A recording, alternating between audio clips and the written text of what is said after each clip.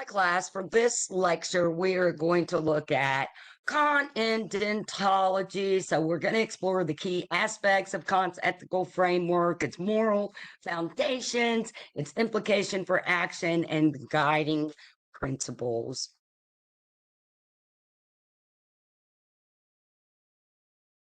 All right. So when it comes to the moral foundations, Kant has basically three legs will say that he bases that on. So we have practical reason, moral autonomy, and the categorical imperative.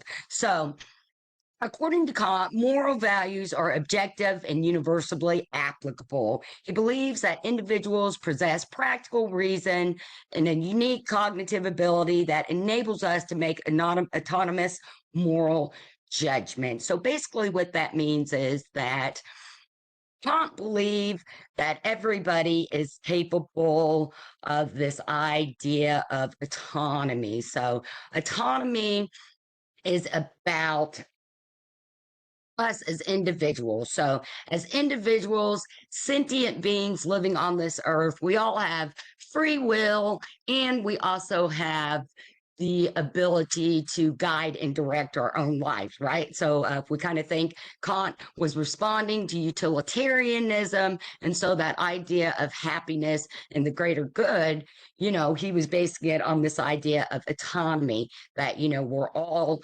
individuals living on this planet and we all deserve compassion, respect, and understanding, right? So we see in groundwork of the metaphysics of morals, Kant argues that ethical decisions should not be influenced by desires or inclination, but rather guided by reason alone. So he's really looking at the way that we act and engage others. It always be logical and reasonable, okay? And so then you come up with the categorical imperative, all right? And basically, the categorical imperative is that it just says that individuals should act based on principles that could be universally accepted. And so the categorical imperative demands that moral actions are consistently applicable to all individuals, all situations without exceptions. That sounds good. And I think that when it comes down to Kant, he had a big heart and he had great ideas, but he kind of looked at life too black and white. So, that sounds good. Yes. So basically, these categorical imperatives are, he was trying to come up with these universal laws on how we behave and how we engage each other. So, one of his biggest example will be something like lying, stealing, committing suicide, all of these basically are not respecting another person's autonomy and, not contributing to the greater good. But since life is not black and white, we kind of have to step back and be like, wait a minute, how do we really apply, this category imperative to all situations? So think about lying. And the best example of that would be the Nazis. And, when they were raining their fascist terrorism on Europe and they, you know, especially against the groups of people that they were targeting, which, of course, the Jewish culture was the biggest group. The Nazis were also targeting anybody that disagreed with Nazi policy. So, I mean, disabled people, Catholics, communists, Bolsheviks, people of other ethnicities, so black people, that was, they were all people that suffered during World War II as well. So let's look at that idea of lying then. There were a lot of people that lied to the Nazis about helping Jews and these other groups that were being targeted. And can we really say that they were wrong in doing that? Well, according to Kant would say, yes, lying is never acceptable. And so, that's why I can get a little confusing there. And then, something like stealing. Well, is it ever okay to steal? Generally, no. But then once again, because life is not black and white, we see situations like Heinz's dilemma. So basically, Heinz's dilemma is finds out his wife has cancer. He loves his wife very much. He does not want her to die. cannot afford the cancer medicine. So Heinz is stuck with a moral and ethical dilemma. How do I keep my life alive? How do I get this medication? And so, he comes up with the idea of just going to instilling the medication for her. And, once again, that's hard. Can we say that's really wrong? I mean, for Heinz, his happiness and greatest good is, directly related to having his wife in his life. And so, see, or, another example of lying, let's say your wife comes up to you and says, "Oh, honey, do I look fat in this outfit?" What are you going to do? Are you going to be mean and be like, "You put on weight, go lose it"? Or no, generally, most people are not going to be that rude and harsh. Are you going to be like, "Honey, you look beautiful no matter what"?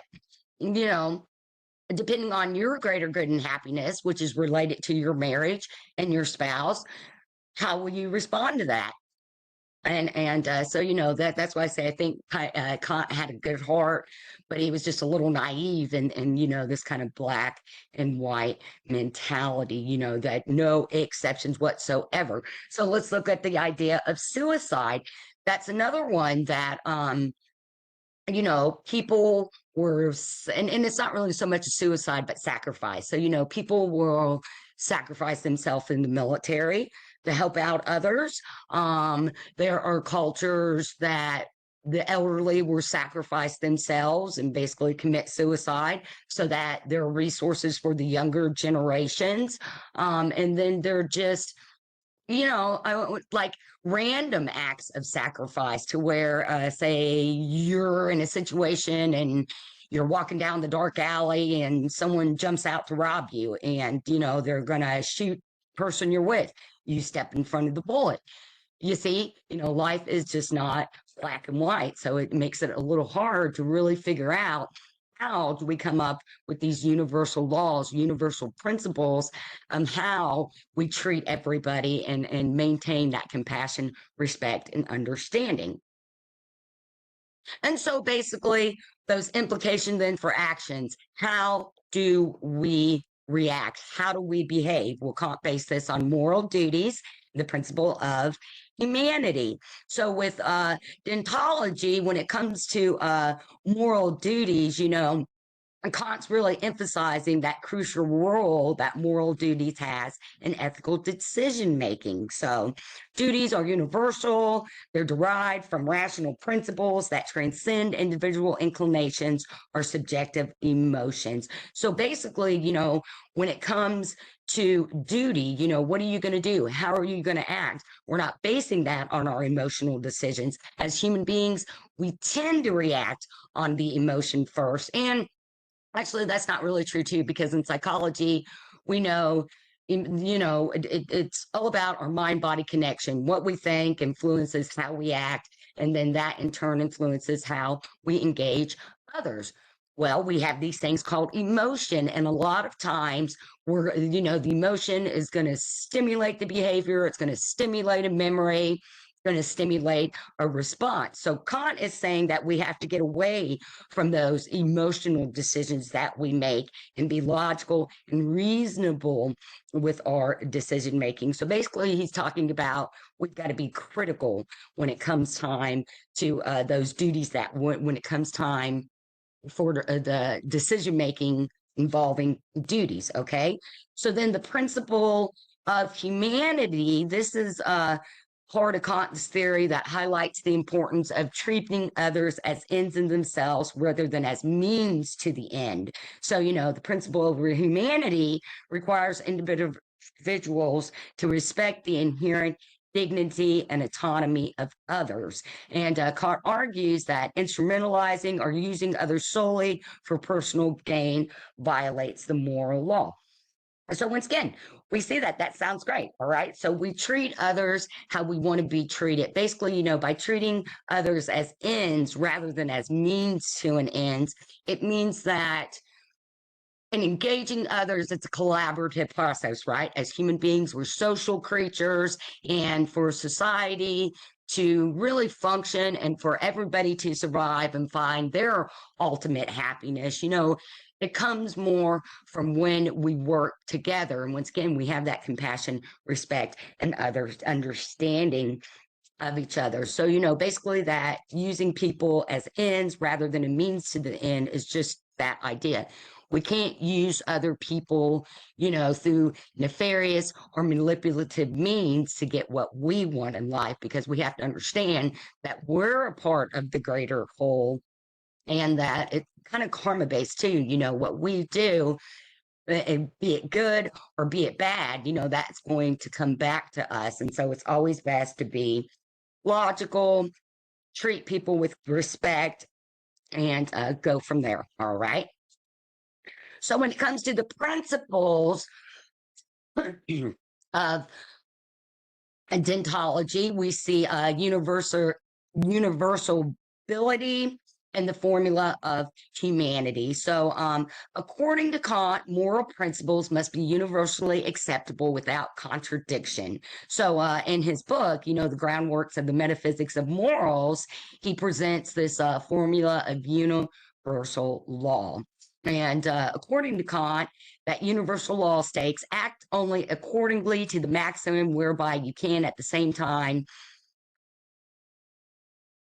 will that it should become a universal law. Okay, so maxims, once again, this is about acting, thinking, behaving in the way that is going to create the most happiness for you and ultimately the most happiness for others. So, when we're looking at the morality and ethical implications of our action, we have to be consistent and think about how it's going to affect everyone in the same manner. And, once again, like we just did with our examples, sometimes that's not always going to be so black and white. So, that's where we have to step back and be logical and be critical and be a little creative too, right? Because, part of being critical and how we think, there's creativity involved in that. We don't all walk around like little parrots just mimicking each other all the time, right?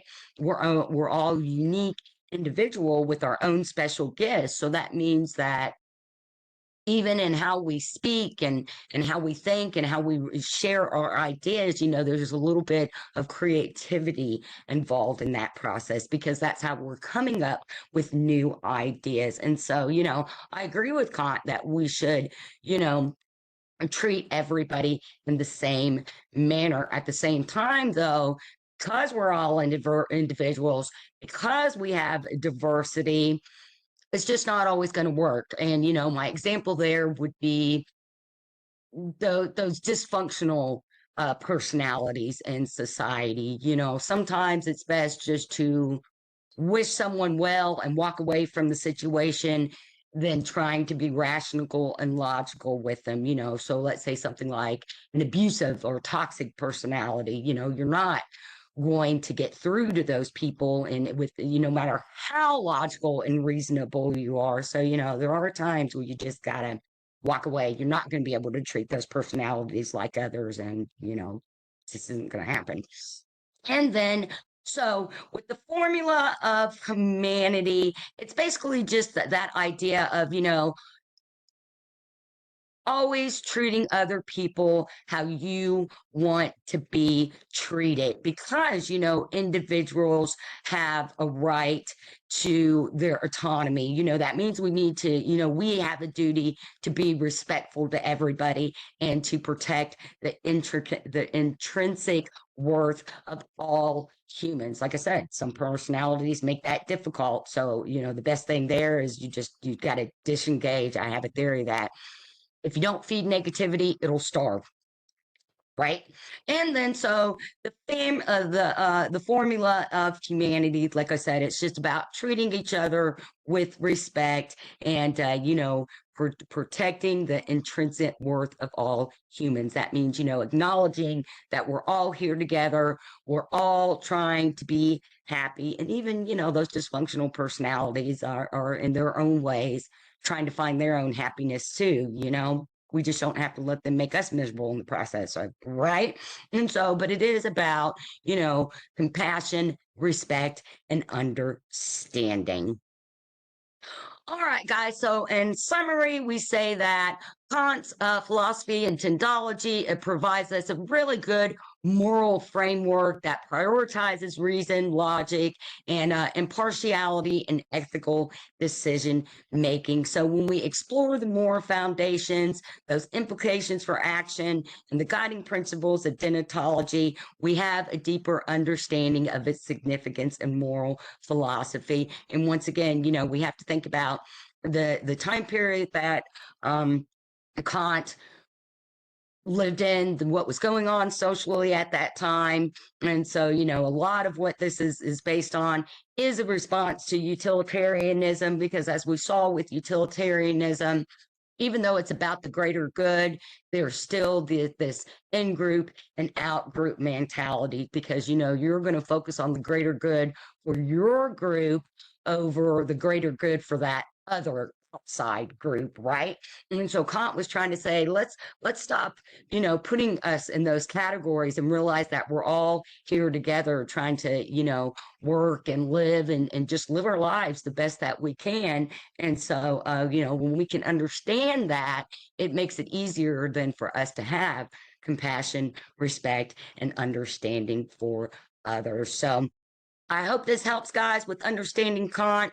There are actually some great videos on YouTube too. They're called Crash Course with Green brothers. John Green does the history one, and then his brother, I believe it's Hank, is the one that does philosophy and psychology, and they're done by PBS. So I do recommend that if you have trouble with any of these theories in class, that hopefully my lectures help,